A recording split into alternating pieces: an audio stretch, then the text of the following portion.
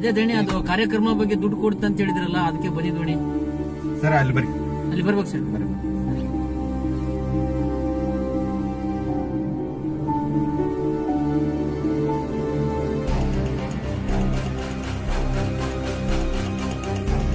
ನಮಸ್ಕಾರ ದಣಿ.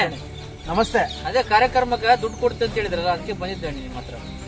ಯಾವ ಕಾರ್ಯಕ್ರಮ? ಅದೇ ದಣೆ ಬಡ್ರ ಮಕ್ಕಳಿಗೆ ಮದುವೆ ಮಾಡ್ತಿದ್ದಾನೆ, ಅದೇ ಅಮೌಂಟ್ ಕೇಳಿದ್ರು. ವರ್ಷಕ್ಕೆ ಎಷ್ಟು ಮಾಡ್ತೀರ ನೀವು ಸಾಮಗ್ರಿಗಳು? ಒಳ್ಳೇದ್ ಬಗ್ಗೆ ಅಲ್ಲಪ್ಪ, ಒಳ್ಳೇದ್ ಬಗ್ಗೆ ಅಲ್ಲಪ್ಪ ಮಾಡೋದು. ಏನ್ ರೊಕ್ಕ ನಾನು ಸುಮ್ಮನೆ ಬರ್ತಾವ? ಯಾರ ರೊಕ್ಕ ಕೊಡೋದಲ್ಲ, ಯಾವ್ದಿಲ್ಲ. ಬಂದಿರಿ ಟೀ ಕುಡ್ದು ಹೋಗ್ರಿ. ನೋಡ್ದಣಿ, ನೋಡೋದ್ ಗಿಡೋದ್ ಏನಿಲ್ಲಪ್ಪ, ಇದು ಬಾಳ ಇದೈತೆ, ಹೋಗ್ಬಿಡು. ಆಯ್ತು ದಣಿ, ಬರ್ತೀನಿ.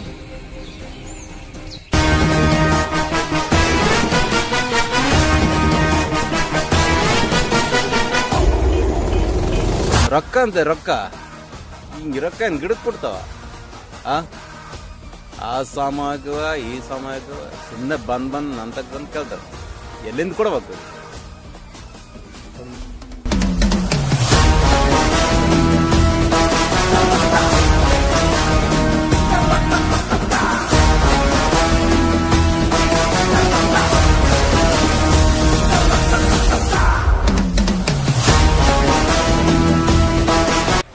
ನಾನು ಮಾನವನ ಬಳಿ ಹೋಗಿ ಬರುತ್ತೇನೆ.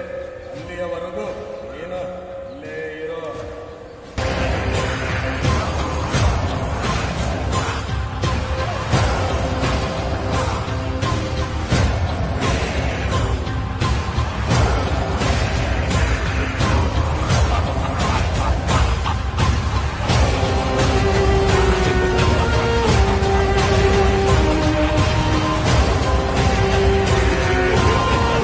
ಯಾರ ನೀನು?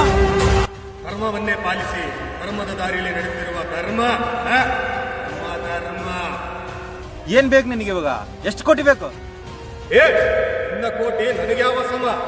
ಇಡೀ ವಿಶ್ವವೇ ನನ್ನ ಹೆಸರು ಕೇಳಿದರೆ ಗಟ ಗಟ ಗಟ ಎಂದು ನಡುಗುತ್ತದೆ. ನಾನು ಬಂದಿರುವುದೇ ನಿನ್ನ ಜೀವವನ್ನು ತೆಗೆದುಕೊಂಡು ಹೋಗಲು.